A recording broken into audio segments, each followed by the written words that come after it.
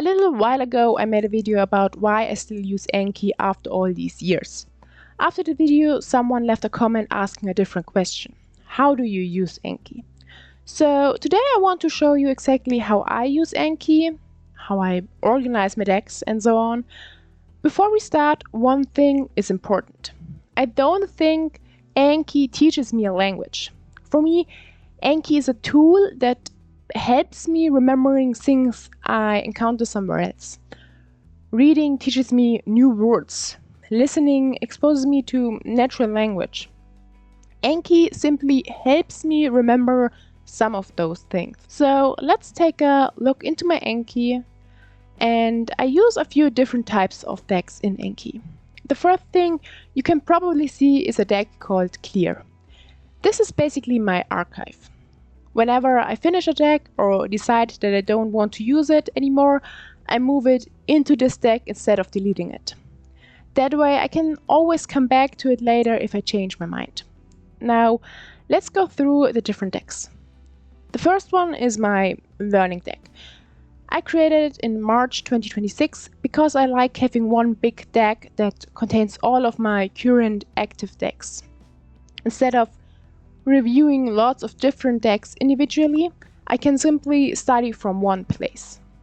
I also downloaded one deck just for today to show you how I work with shared decks.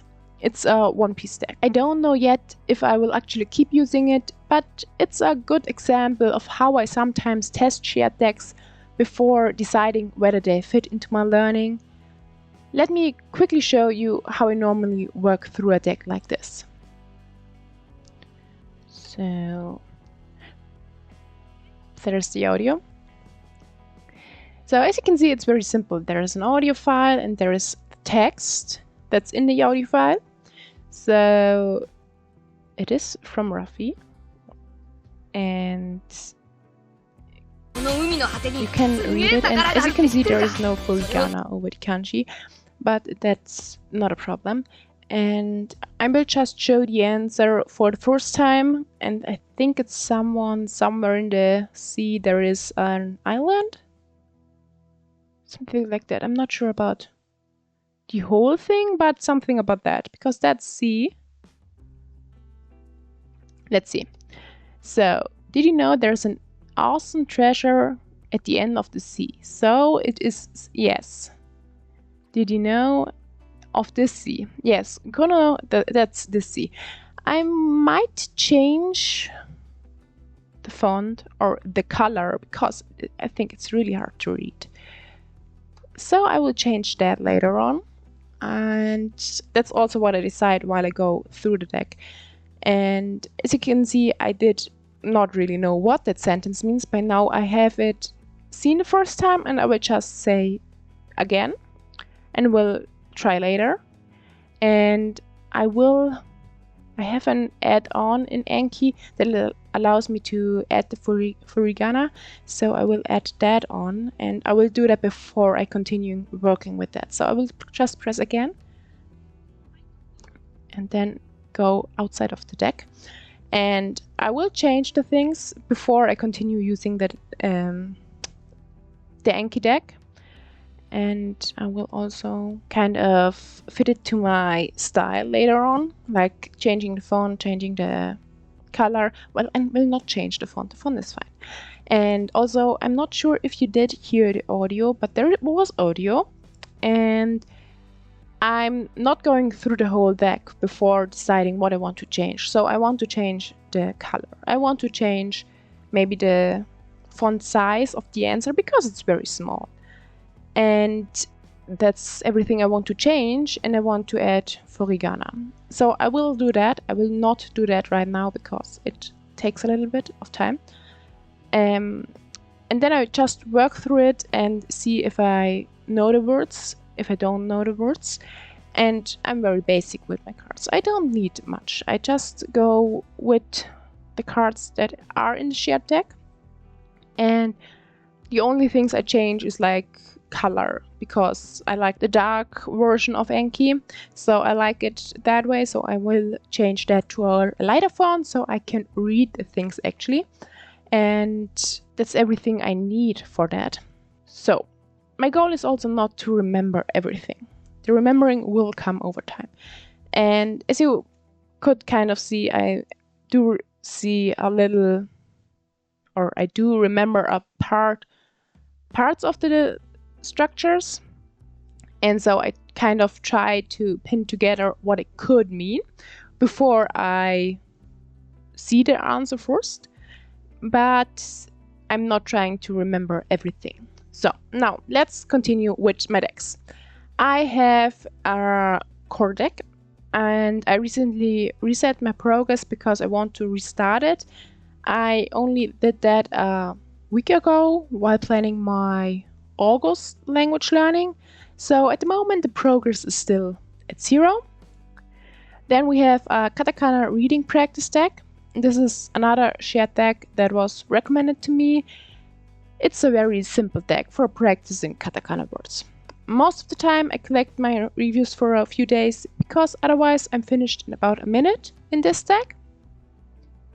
And right now I can already read most of the words quite comfortable. With someone I still struggle because they're kind of similar and I'm kind of confusing the two with each other. But anyway, that's not the point. Next is kanji damage plus. Again, this is a shared deck that was recommended to me. I haven't actually started using it yet. It's simply on my list for the future. And I think this is a good place for a little side note. Just because a deck is in my collection doesn't mean I will definitely use it. As I mentioned in another video, I try to keep the number of active resources fairly small. Sometimes I download something because I think it looks interesting. Sometimes I end up using it. Sometimes I don't. And that's completely okay. If I don't have any cards to review on that day, I might open one of these decks and see if I enjoy it. If I do, great. If not, it can simply stay where it is until another day. The next deck is for Harry Potter. I got one of the Harry Potter books in Japanese for Christmas. Before I start reading it, I would like to know some of the vocabulary first. That's why I downloaded a shared deck for it. Right now, it's still untouched because I've several other books in Japanese that I want to read first because they're a little bit easier. And I also mentioned in an earlier video that I'm kind of struggling with my Japanese books because they're still a little bit too difficult. So I did downgrade a little bit, and so the Harry Potter book will probably not be touched for another 6 months or maybe even longer. And I will only work through the deck like 1.5 months to 2 months before I start reading the book, because then I have a little bit time to work with the words, but the words are still fresh in my mind and I can kind of understand more of the book, if that makes sense. Next, we have Remembering the Kanji deck, and this deck contains around 450 kanji, together with the stories from the book, or with stories, not from the book, but with stories. I already worked through it once, but since I wasn't too worried about keeping up with all the reviews afterwards, the deck slowly became inactive. I still keep it in the active part because I struggle with the Remembering the Kanji book I'm working through, then I can go back to this deck and do basically a quick review. The last deck is a bit special. It's actually a filtered deck. The original deck is inside my clear deck because I don't want to use it as a normal deck anymore. Instead, this filtered deck only pulls cards with specific tags. That allows me to work through the deck in the correct order. The deck is based on Wanikani. For anyone who doesn't know Wanikani, it's a website for learning kanji. I think you can only complete the first 3 levels before you need a subscription. Someone recreated the content as an Anki deck. It's obviously not exactly the same experience as using the website, but for me it's close enough. So those are all of my current decks. As you probably noticed, I don't actually have any active decks that I created completely myself. The reason is pretty simple. These days I try to focus much more on immersion. When I'm reading, I don't want to interrupt myself every few seconds just to create another flashcard. Most of the time, I simply keep reading. If a word comes up often enough, I will usually remember it naturally. And if I decide that I really want to add a word to Anki, I first check whether it's already part of any of my shared decks. I don't need the same word multiple times. For me, the shared decks already cover a lot of the vocabulary I want to learn, or I need right now for a book. Since Anki isn't my main learning activity anymore, there are usually enough. I don't see Anki as the center of my language learning. Reading is much more important for my Spanish. Japanese also includes more structured resources. Anki simply supports everything else.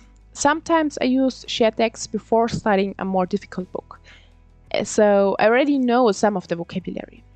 That makes reading the book a little easier from the beginning.